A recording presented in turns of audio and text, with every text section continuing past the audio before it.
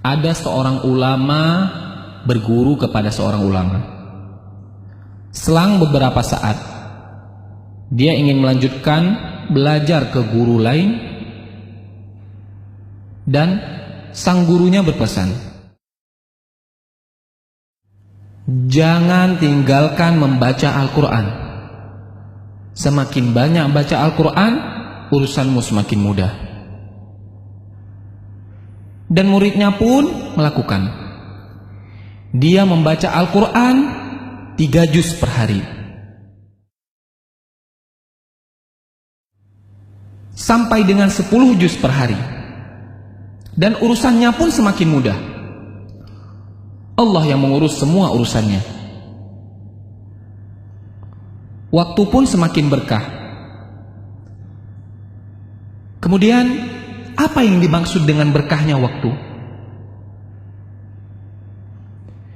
Bisa melakukan banyak hal dalam waktu sedikit, itulah berkah Al-Quran.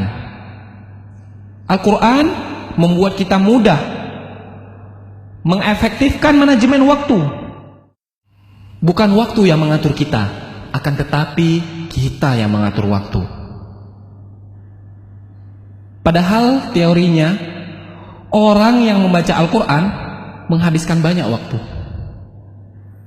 mengurangi jatah kegiatan lain.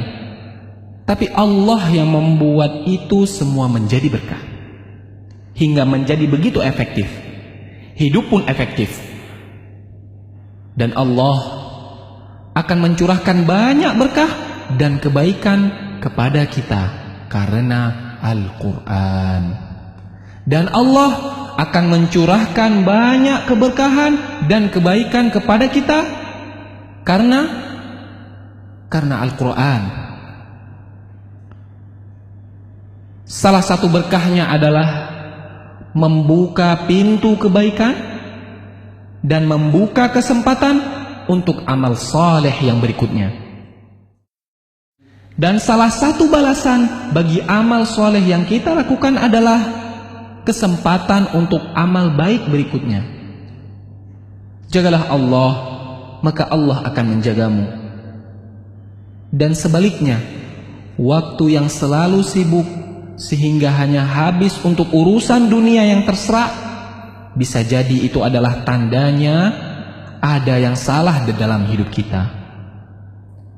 Barang siapa yang bangun di pagi hari dan hanya dunia yang dipikirkannya, sehingga seolah-olah ia tidak melihat hak Allah dalam dirinya, maka Allah akan menanamkan 4 macam penyakit padanya.